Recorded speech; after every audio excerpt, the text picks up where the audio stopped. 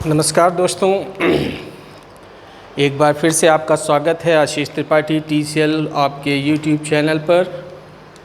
अभी तक हमने बहुत सारे वीडियोस अपलोड किए हैं जिसकी सहायता से मुझे बहुत अच्छे फीडबैक्स मिल रहे हैं। लोग मुझे कॉल भी कर रहे हैं मेरे YouTube चैनल के थ्रू, मेरे फेसबुक ग्रुप के थ्रू, इंस्टाग्राम के थ्रू। मुझे बहुत सारे लोगों ने अप्रोच किया और उन्होंने कहा मुझे चेंज एंड पर्सनालिटी का जो हमारा वीडियो हमने अपलोड किया था वो लोगों को बहुत पसंद आया। और जैसा कि आप जानते हैं कि इस चैनल के थ्रू हम पर्सनालिटी डेवलपमेंट और इंग्लिश स्पीकिंग के वीडियोस अपलोड करने के लिए आपके साथ जुड़े हुए हैं। और अगर अभी तक आपने मेरा चैनल सब्सक्राइब नहीं किया है तो सब्सक्राइब कर लेंगे तो आपको डिस्क्रिप्शन बॉक्स में कुछ चीज़ें ऐसी देखने को मिल जाएंगी कि हमारा टारगेट है कि हमारा स्टूडेंट अपने जीवन में सफल हो। ठीक है, जब बात सफलता की करते हैं तो एक बहुत इम्पोर्टेंट वर्ड आता है जो आज की दुनिया में बहुत ज़्यादा पॉपुलर है, that is personality development. Personality development western दुनिया से आया हुआ एक ऐसा शब्द है जिसको आज की डेट में बहुत सारे लोग फॉलो करते हैं और उसकी वर्कशॉप्स होती हैं, लोग उसको ज्वाइन करने की बात करते हैं और कहते हैं कि सर पर्सनालिटी डेवलपमेंट की कोई टिप्स दे दीजिए। तो वहाँ पे मैं आपको बताना चाहूँगा कि आज का ये वीडियो मैं इसी उद्देश्य से लाया हूँ और ये एक सीरीज़ जैसी मैं कोशिश करूँगा कि मैं आपको इस पर्टिकुलर सीरीज़ की कई वीडियोस में करना पड़ेगा क्योंकि एक वीडियोस में ये हो नहीं पाएगा। इसके तहत मैं आपको बताना चाहूँगा what is the reality of personality development. ठीक है, चलिए बात करते हैं मानव विकास की।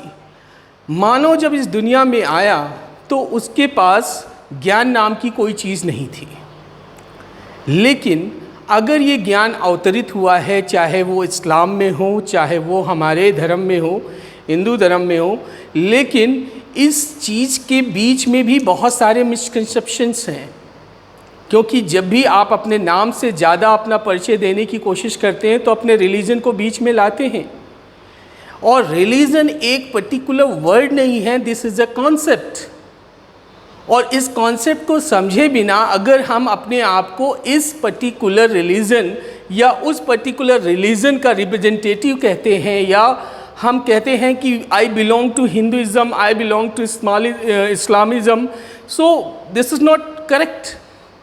तो आज मेरी एक कोशिश है एक वीडियो के माध्यम से कि हम समझ सकें कि what is the concept of personality development and how it is differ from our religion and how it is attach from our religion and why it is essential for our life. ये हमारी ज़िंदगी के लिए ज़रूरी क्यों है। तो पहली चीज़ तो आपको ये जाननी होगी कि ये जो पर्सनालिटी डेवलपमेंट है ये वेस्टर्न कंट्रीज़ के द्वारा डेवलप किया गया एक कॉन्सेप्ट है जो आज की डेट में इंडियन कॉन्टिनेंट या पूरे ईस्टर्न वर्ल्ड में भी बहुत ज़्यादा पॉपुलर है। बट एंसेंट टाइम में ऐसा नहीं था। एंसेंट टाइम में जो ये ईस्टर्न वर्ल्ड है जहाँ के हम लोग हैं, जो इंडिया है, इसके लोगों को सबसे ज़्यादा डेवलप माना जाता था। आज तक की जितनी भी रिसर्चेस हैं वो बताती हैं कि हमारा रिलीजन सबसे पुराना है। ठीक है, उसके प्रूफ्स भी हैं, ऐसा नहीं है कि ऐसा कुछ है, लेकिन हमें उस गहराइयों में नहीं जाना है कौन सा रिलीजन बड़ा है कौन सा रिलीजन छोटा है। But what is religion?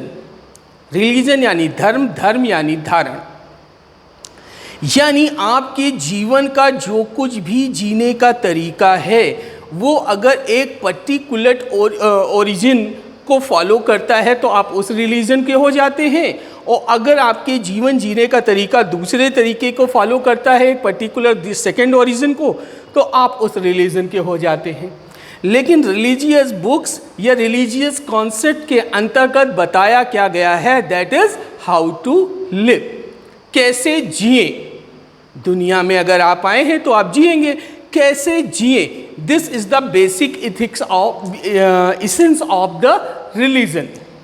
ठीक है, तो अगर आज की डेट में हम एक पर्टिकुलर अपने हिंदू धर्म की बात करें तो हिंदू धर्म और मुस्लिम धर्म दोनों के बीच में बहुत सारे डिफरेंसेस भी हो सकते हैं और बहुत सारी कॉमन चीज़ें भी हो सकती हैं। लेकिन आज अगर हम केवल ये समझने की कोशिश करें धर्म कैसे हमें आर्ट ऑफ लिविंग या हाउ टू लिव के कॉन्सेप्ट को समझाता है और उसमें कहाँ कहाँ कब कब कैसे कैसे चेंजेस आए या वो चेंजेस का मतलब क्या था, वो क्यों आए, तो हमारे लिए आसान हो जाएगा ये कहना कि हम किस धर्म को बिलोंग करते हैं और क्यों बिलोंग करते हैं, हमारे अंदर उस धर्म का क्या है। ठीक है, क्योंकि मैं पहले ही बता चुका हूँ धर्म का मतलब धारण करना, धारण यानी अपने अंदर समाहित करना। जैसे हम लोग कपड़े धारण करते हैं, पगड़ी धारण करते हैं, इसी प्रकार से अगर एक पर्टिकुलर कॉन्सेप्ट को अगर हम धारण करते हैं तो हम उस धर्म को बिलोंग करते हैं। तो बात करते हैं एक वर्ड जो कि बहुत पॉपुलर है, दैट इज वेदा। ऐसा लिखा हुआ है, ऐसा रिसर्चर्स ने बताया है कि स्टार्टिंग में जस्ट हमारे धर्म में, हिंदू धर्म में एक ही वेद था। वेद यानी एक ऐसा कॉन्सेप्ट जिसकी सहायता से लोग अपने जीवन जीने के तरीके को समझते थे, जानते थे, याद रखते थे। क्योंकि उस वक्त कहीं पर रिटन कम्युनिकेशन का जिक्र नहीं था, तो वेद की सारी ज्ञान की बातें श्लोक के रूप में अपने शिष्यों को गुरु सिखा देता था और वे शिष्य अपने शिष्यों को सिखा देते थे, अगली पीढ़ी को, पीढ़ी दर पीढ़ी इस तरह से ज्ञान जाता रहता था। क्योंकि सुनकर वेदों का ज्ञान प्राप्त किया जाता था, इसीलिए वेदों का एक नाम श्रुति भी है। श्रुति मीन्स वेद भी होता है, सुनकर प्राप्त होने वाला ज्ञान, दैट इज श्रुति। ठीक, अब जैसे जैसे समय गुजरा ये देखा गया, अब ये भी आप पूछेंगे कि वेदों की रचना किसने की, तो वेदों की रचना जस्ट ब्रह्मा जी ने की। अब ऐसा माना जाता है, मैं वहाँ नहीं था, आप वहाँ नहीं थे, और मानना पड़ेगा। क्यों पड़ेगा, इसको भी हम लोग आगे आने वाले समय में डिस्कस करेंगे, because I don't like anything without logic. ठीक है, तो हम ये मान के चलते हैं कि वेदों के सहारे लोग अपने जीवन जीने के तरीके को जानते थे, अपनाते थे और अगली पीढ़ी को देकर जाते थे। उस वक्त रिटन कम्युनिकेशन का कोई ज्ञान नहीं था। धीरे धीरे वो ज्ञान अपभ्रंश होने लगा, टूटने लगा, उसमें कुछ कमियां, जैसे कि आप अगर 100 किलो कोई सामान लेकर कहीं से चलते हैं तो धीरे धीरे उसमें कुछ क्षरण हो जाता है, और अगर आप 5000 किलोमीटर की यात्रा कर लें तो शायद ही उसमें से 50% माल बचे और 50% ख़त्म हो जाए। तो वैसे ही आज से हजारों साल पहले जब एक वेद हुआ करता था तो उसको क्रैम करना यानी याद करना, अपने अंदर समाहित करना और अगली पीढ़ी तक फॉरवर्ड करने में थोड़ा थोड़ा क्षरण होने लगा, जिसके कारण वेद के जो फॉलोअर्स थे उनके जीवन जीने में कठिनाइयाँ आने लगी, क्योंकि ऐसा माना जाता था कि this is the supreme authority to teach you how to live. ये एक सुप्रीम अथॉरिटी थी कि जिससे आप ये समझ सकते हैं कैसे जिए। लेकिन सुप्रीम अथॉरिटी को फॉलो करते हुए भी लोग जब अपने जीवन में कहीं पर कुछ प्रॉब्लम्स पाने लगे तो उनका धीरे धीरे इसके ऊपर से विश्वास घटने लगा। Then there was a great scholar mister Vyasdev. Vyasdev just segregated this particular one Veda into 4 part. Vyasdev ने एक वेद को 4 पार्ट में सेग्रीगेट कर दिया, और सेग्रीगेट मतलब बांट दिया, जिससे कि इस वेद के अंदर लिखी हुई सारी बातें एक मानव जीवन में पूरी तरीके से हमारे यूज में नहीं आती थी। तो समाज में 4 प्रमुख प्रकार के लोग होते थे जिनके जीवन जीने के तरीके अलग अलग प्रकार के होते थे, उस प्रकार से बांट दिया। ऐसा नहीं था कि ब्राह्मण क्षत्रिय शूद्र वैश्य, ऐसा नहीं करा उन्होंने। जैसे अगर एक धार्मिक कार्य करने वाला व्यक्ति है तो उसको कर्म कांड से रिलेटेड ज्ञान श्लोक उसको अलग वेद में दे दिए गए, और एक गृहस्थ जीवन जीने वाला है उसको अलग दे दिए गए। इस तरीके से इन 4 वेदों की रचना हुई। हजारों सालों तक फिर से लोगों का विश्वास वेदों के ऊपर लौट आया और इनको फॉलो करते हुए वो अपना जीवन सरलता से और अच्छे से जीते रहे, सभ्यताएं विकसित होती रहीं। फिर वही प्रॉब्लम आई कि वेदों को सुनकर याद कर कर फॉलो करके जीना मुश्किल होने लगा, क्योंकि उसमें पीढ़ी दर पीढ़ी कुछ ना कुछ कमियां आती रहीं। तब फिर कहा जाता है व्यासदेव एक अमर इंसान थे, उन्होंने इस वेदों के ज्ञान को 108 उपनिषद में तोड़ दिया। यानी एक बुक की बुक 108 उपनिषद में जब उसको बांट दिया गया तो अलग अलग तरह के लोग अपने जीवन के यापन के लिए, अपने जीवन जीने के लिए उपनिषदों का सहारा लेकर अपना जीवन जीने लगे। यानी उपनिषदों से अपने जीवन की शिक्षा लेते थे कि हमें कैसे जीना है। लेकिन इन उपनिषदों में यूज होने वाली भाषा और श्लोकों को याद करना आसान नहीं था। फिर जैसे जैसे पॉपुलेशन डेवलप हुई, रिलीजन डेवलप हुए, ह्यूमन बीइंग मैनकाइंड का और डेवलपमेंट हुआ, इंसान की याद करने की क्षमता कम होने लगी। तब फिर उपनिषदों को याद करना, श्लोकों को याद करना गुरुकुलों में और कम होने लगा। और इस याद ना करने का डायरेक्ट रिलेशन था कि आपके जीवन जीने की आर्ट में कमी आएगी। यानी आप आसानी से अपना जीवन नहीं जी पाएंगे, अपने जीवन के उठने वाले सवालों के जवाब आप नहीं जान पाएंगे, क्योंकि आपके पास ज्ञान नहीं होगा। ऐसे ही समय में इस श्लोक की रचना हुई कि जो लोग जस्ट उपनिषदों के ज्ञान, वेदों के ज्ञान को नहीं समाहित करते थे अपने अंदर और जीवन जीने का प्रयास करते थे, उसी के लिए संस्कृत में एक श्लोक कहा गया है, एषाम न विद्या न तपो न दानम न ज्ञानम न शीलम न गुणो न धर्म ते मत्लोके भूई भारभूता मनुष्य रूपेण मृगा शरंती। यानी शील क्या है, ज्ञान क्या है, धर्म क्या है, दान क्या है, इन सारी चीज़ों का विस्तार से वर्णन उपनिषदों में किया गया था। जैसे कि आप देखते हैं कि आज की डेट में प्ले वे स्कूल्स में या उसी बड़ी क्लासेस में बच्चों को कोई चीज़ याद कराने के लिए कहानियों का सहारा लिया जाता है। तो जब पर्टिकुलर कॉन्सेप्ट से उसके फॉलोअर्स का अटैचमेंट थोड़ा कम होने लगा, या जो भी अटैचमेंट था उसमें 100% सक्सेस रेट नहीं रहा, लोग वेदों उपनिषदों को फॉलो करके आसानी से जीवन नहीं जी पा रहे थे, तब इन कहानियों के थ्रू उनको हाउ टू लिव का कॉन्सेप्ट सिखाने के लिए पुराणों की रचना हुई। तो उपनिषद के बाद पुराण आए। पुराणों में भी एक प्रॉब्लम आ गई।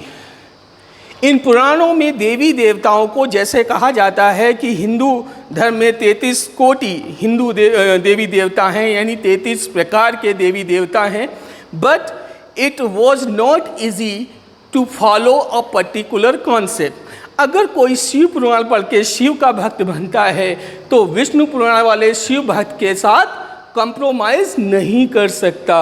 वो अपने आप को श्रेष्ठ मानते थे, वो इनको श्रेष्ठ मानते थे, जबकि दोनों पुराणों में इस चीज़ का जिक्र है, शिव विष्णु की पूजा करते थे और विष्णु शिव की।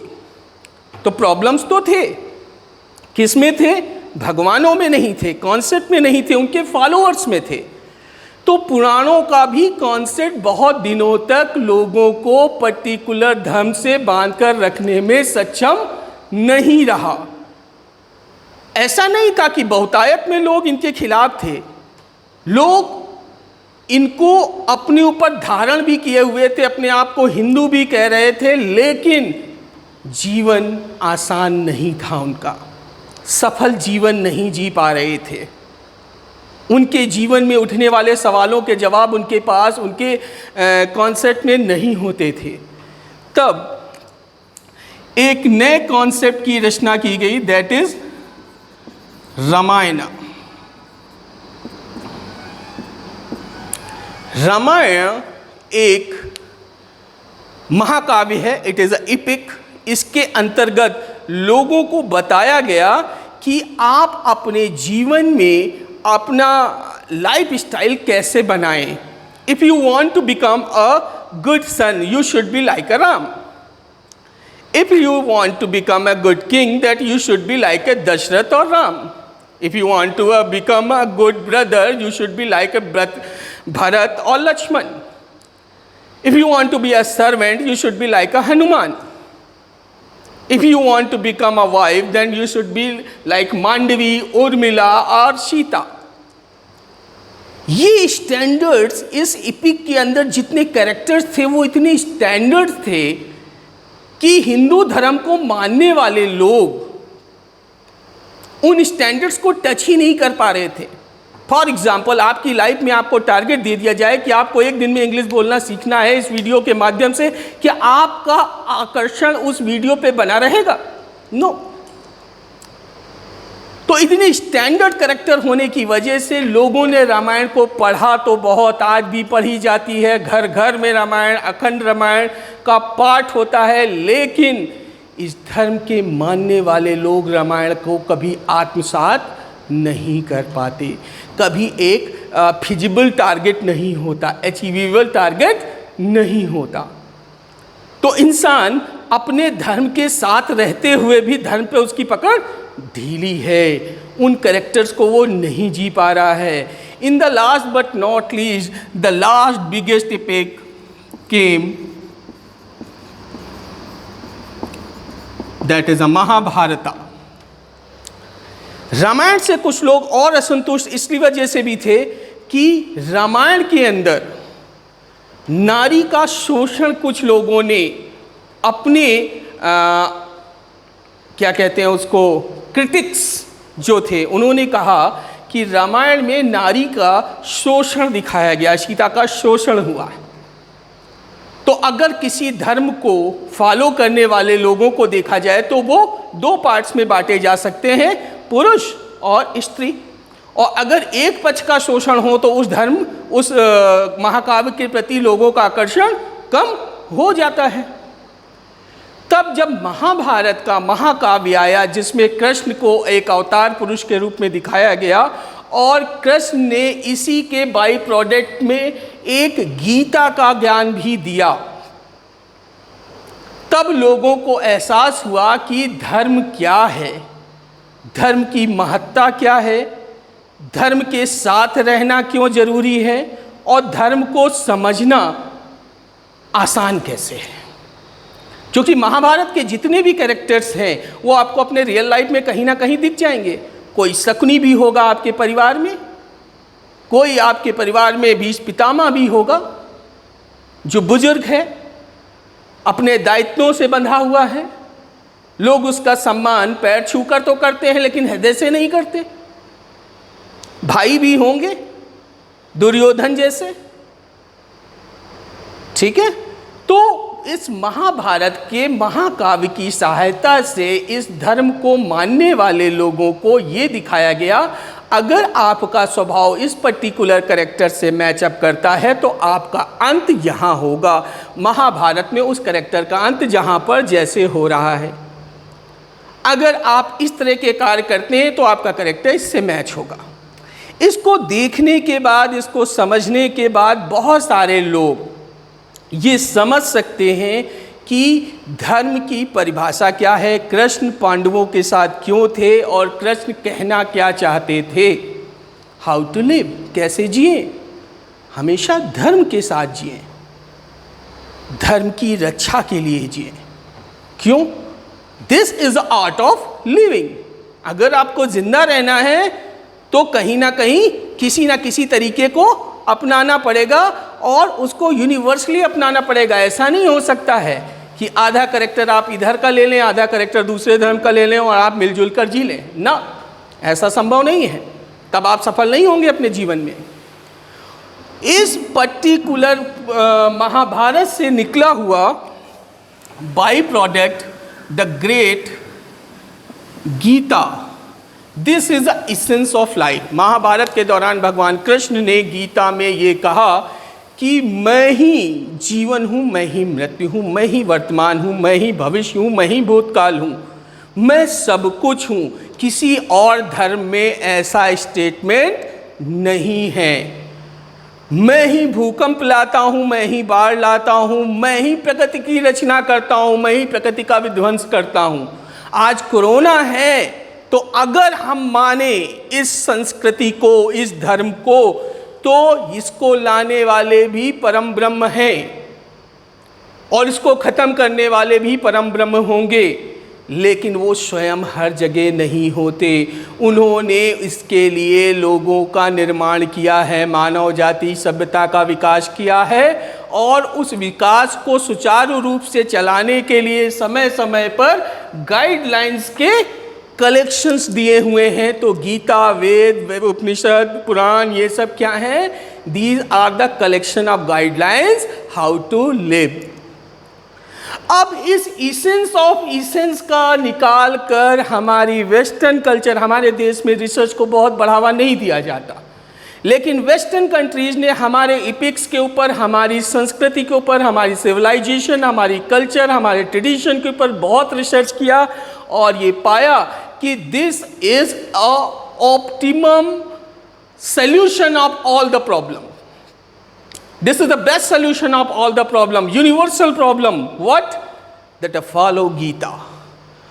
तो उन्होंने मानव सभ्यता जो आज की है उसके बौद्धिक स्तर के आधार पर कुछ डेली रूटीन के टिप्स डेवलप किए और उस कलेक्शन को नाम दिया पर्सनालिटी डेवलपमेंट का। और हमारी ही चीज़ अपने देश ले जाकर उस पर रिसर्च करके उसको रीपैकिंग करके हमारे देश में बेचने के लिए ले आए। That is known as personality development. आज के वीडियो में इतना ही। अगली वीडियो में मैं आपको, क्योंकि मैंने कहा ये टॉपिक बहुत वाइड है लेकिन इसको समझना बहुत ज़रूरी है, इंग्लिश स्पीकिंग से भी ज़्यादा ज़रूरी है। क्यों? जब तक तुम्हें पता नहीं होगा तुम हो कौन, तुम्हें कैसे सांस लेनी है, कैसे जीवन जीना है, कैसे निर्णय लेने हैं, तुम निर्णय कैसे लोगे? एक मेरा छोटा सा प्रयास है कि मैं अपने दोस्तों के साथ वो सब कुछ बांट सकूं जिसकी सहायता से हम ज़िंदगी को आसान कर सकते हैं, सफल बन सकते हैं और अल्टीमेट रिजल्ट को अचीव कर सकते हैं। तो please subscribe my channel, wait for the next video on the series of personality development. Thank you, good night, Jai Hind, Jai Bharat.